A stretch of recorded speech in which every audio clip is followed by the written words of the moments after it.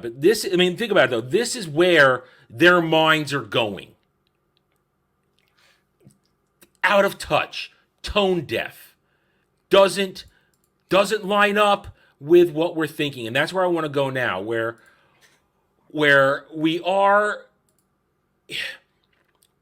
in a place where these people behind this stuff, behind everything in Hollywood, they're tone deaf. Am I right? They're completely tone deaf. They're detached from reality. They don't look up against what's really going on. And this is where it's best to start with. Let's start with this. Let me get one more thing on here to go with this because it means something. It means something. Hang on. They say one thing as opposed to how it is really being received by the audience. I mean, you guys heard this one this week. How everybody's favorite former Captain America. I wish he just kept his mouth shut. Makes it very hard to watch the movies. I struggle, but I can still do it. Makes it very hard to watch Chris Evans do anything. Calls out critics of Lightyear's gay kiss idiots as his film was banned admittedly. So what happened earlier this week is that Lightyear came out this week, and we're going to talk about that in a moment, and we're going to have some stats to go with what we're talking about here. Lightyear came out, and we know because of an alphabet community stuff, it was banned across the Middle East because they have certain views on there. The kind of views that the SJWs pretend we here in America have, where we are actually tolerant. We've been that way for over 20 years now, ever since this new century started, and we accepted it as a way of life that alphabet community people are just as normal as the rest of us. The normal ones, the regular people, the regular guy lives across your street, regular gal that lives in an apartment building with you, they just want to live their lives like you and I do. They want to live it carefree, without issues, without people giving them shit.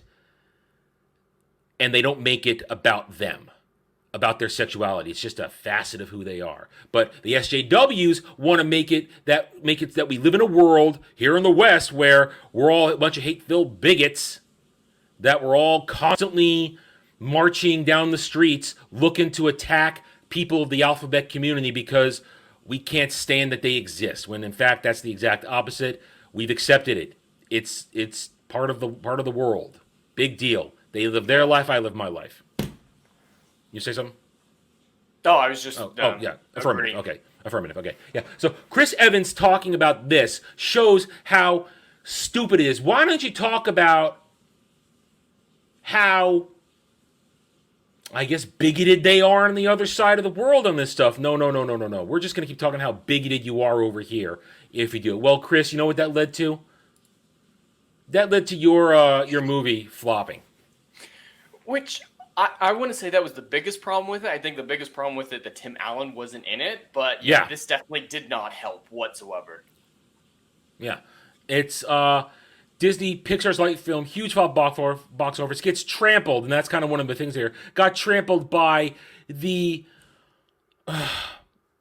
highly questionable, and we talked about it last week because Jed reviewed it and gave us a lowdown. The highly questionable Jurassic World Dominion. It was shit. It was shit. That's my review. But it still trampled Lightyear. It still trampled Lightyear. It crossed $600 million at the box office this weekend. I know. It's gonna make $1 billion. It's gonna make $1 billion. Wait, is that true, John Cream? That Buzz Lightyear is actually the villain? Oh fuck! Oh my god. But here you go. So this Lightyear, and all you got to do is let's bring up let's go back to this one just for a second. I see I had this up here, the same article, but let's do a little search.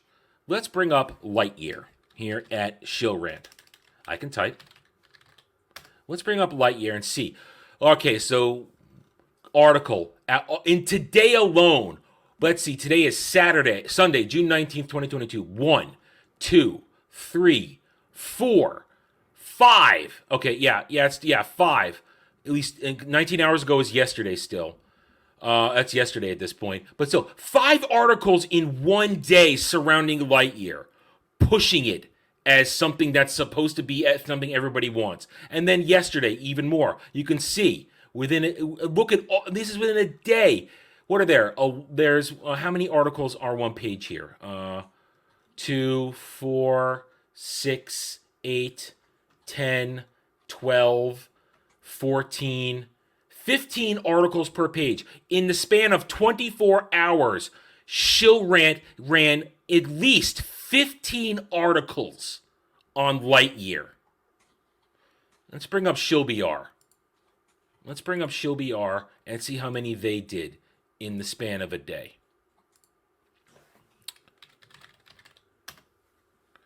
Okay, this is okay, a little less. No. Okay, ShillBR ran about that many in a 48-hour period. It looks like, or within the week. Okay, ShillBR ran significantly less, but Shill Rant, you can see it means in the week they probably did at least 100 articles in 1 week about Lightyear. And it bombed at the box office. And it's a bomb. Because people are checked out on Disney.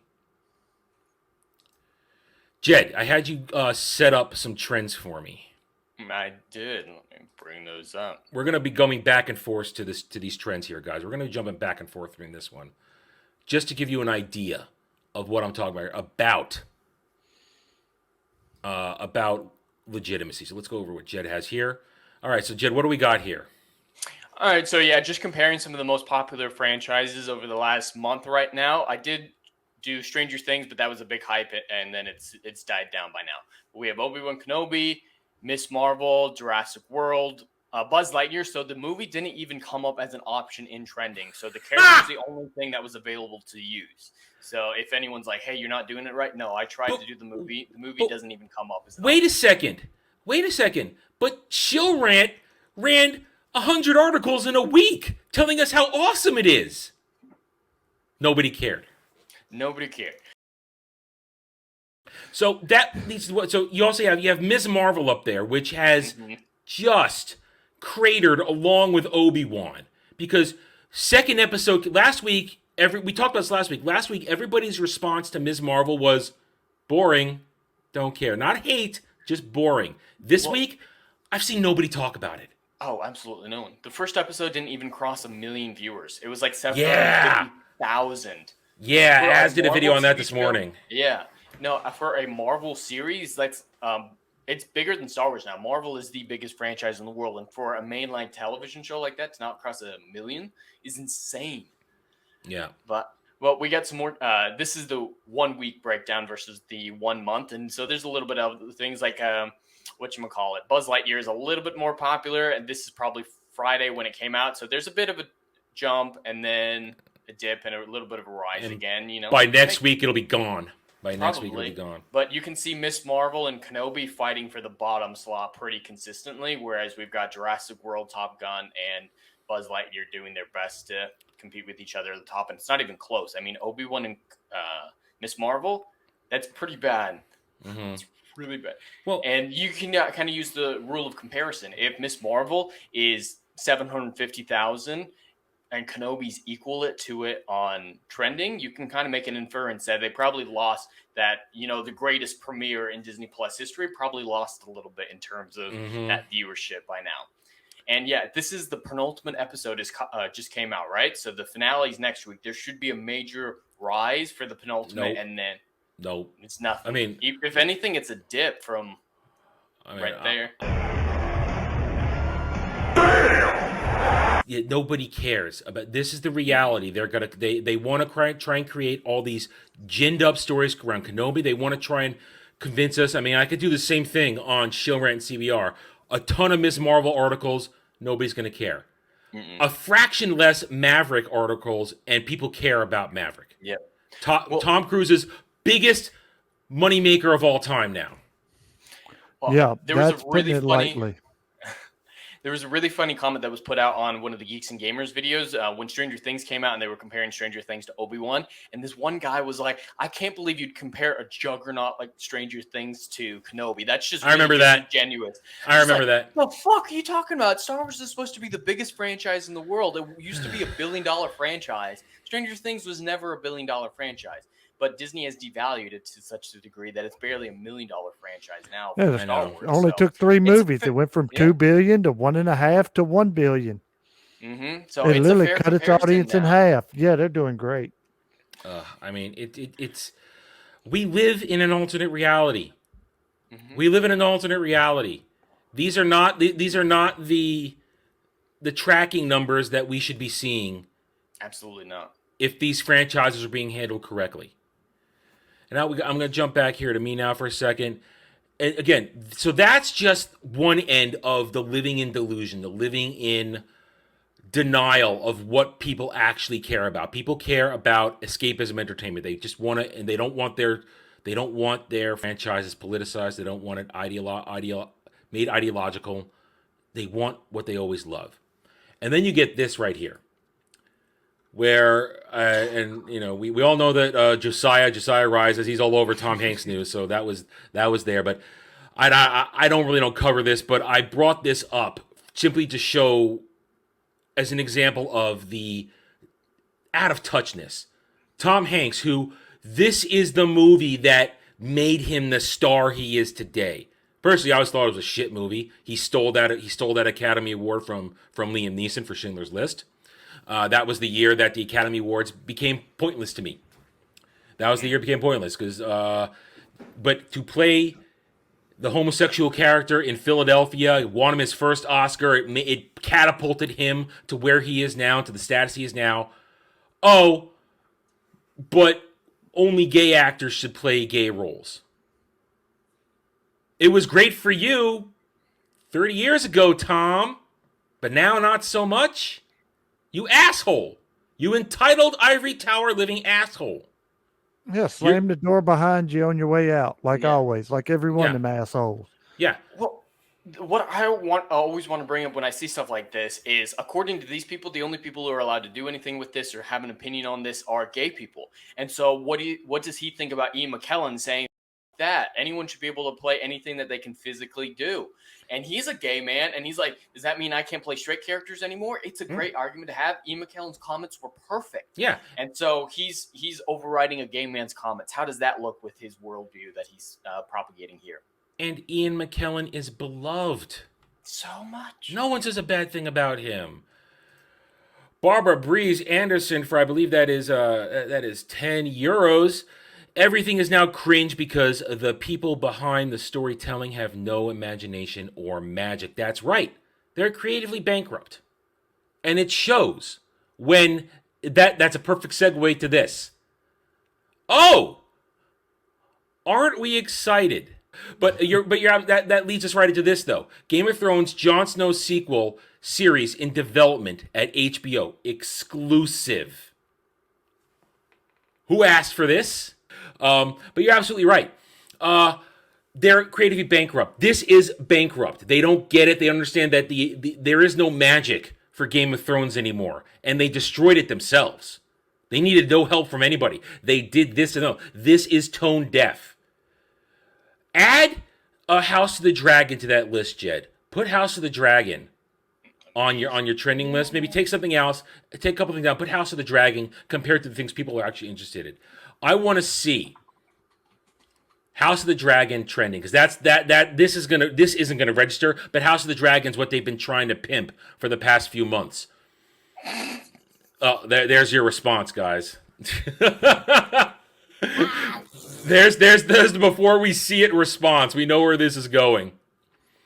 It's the purple one. It made Kenobi look good. Wow. It had a little bit of a bump on January 16th, and could see Kenobi from there, but that's the closest it's gotten. Tone deaf. Hollywood Reporter thinks this is a great exclusive story to have when it dropped 3 days ago. They thought, oh man, we've got this. This is reality. This is reality right here. I'm pointing to the screen. You can't really tell, but I'm pointing to that. That is reality, guys. Good Lord. Jeez. I mean, it is still a few months out, but there's been trailers dropping recently in the last week or so. I think a trailer dropped right about here. There should be a rise right there. No. But Yeah, I'd like to see the comparison, and they shouldn't announce stuff like this until after House of the Dragon starts coming out and they see the positive reaction or whatever. If it's really good, it's like, hey, let's try to capitalize off that. But right now, when it's dead, and to answer Alex in the comments, so House of the Dragon is a prequel set about 200, 300 years before Game of Thrones, and then this Jon Snow one is a completely separate project. There was originally going to be 5 to 7 spin-offs to Game of Thrones, but the House of the Dragon got canceled. It seems like they're trying to get a little bit more back. It's tone deaf. I can say it no other way. Tone deaf to what people actually want. And Barbara Breeze Anderson's super chat is exactly right. There's no imagination in this. If there was imagination, it's let's create something new. Let's create something fresh. Let's give everybody a fun new series. Let's give that some advertising. Let's give that some promotion. Let's go away from these things that are dead. But then Hollywood can't create anything new. They're going to keep beating these things dead into the ground. So this is what I wanted to talk about in the segment today. These people are tone deaf. They have no idea. The only thing any of them over there, any Hollywood or whatever, can create right now is just one thing. Emotional damage. Thanks for watching, everybody. If you want to get in touch with me, you can reach out to me at therennerd@gmail.com. That email's for channel business only, so I check it on a daily basis. Also, you can find me at the Geeks and Gamers forums under @ROAS, and you can find me at Rumble and Odyssey, The Renaissance Nerd. Thank you again. See you next time.